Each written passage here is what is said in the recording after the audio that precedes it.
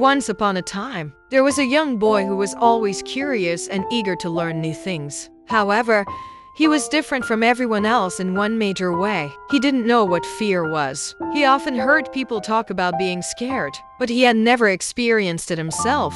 This made him very curious, and he decided to set out on a journey to learn what fear was. His father, a kind and wise man, tried to explain fear to him, but it was no use.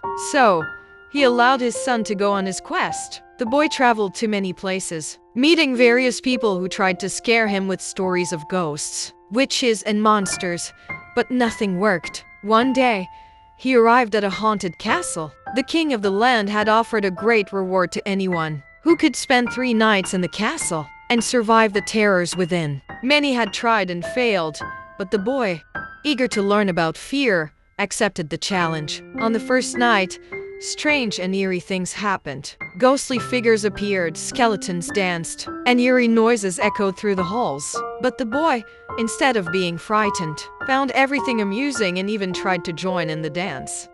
On the second night, more terrifying things occurred. A severed head rolled down the stairs, and ghostly hands reached out to grab him. But the boy still did not feel fear. He simply picked up the head and set it back on its ghostly body, and brushed off the ghostly hands.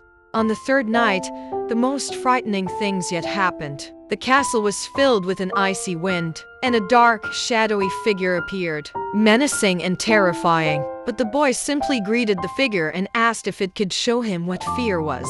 The figure, baffled, disappeared in frustration.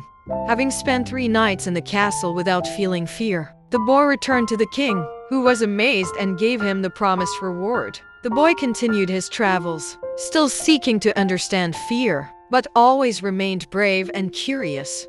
In the end, the boy married a kind and beautiful princess, who loved his bravery and curiosity. They lived happily ever after, with the boy still occasionally wondering what fear felt like.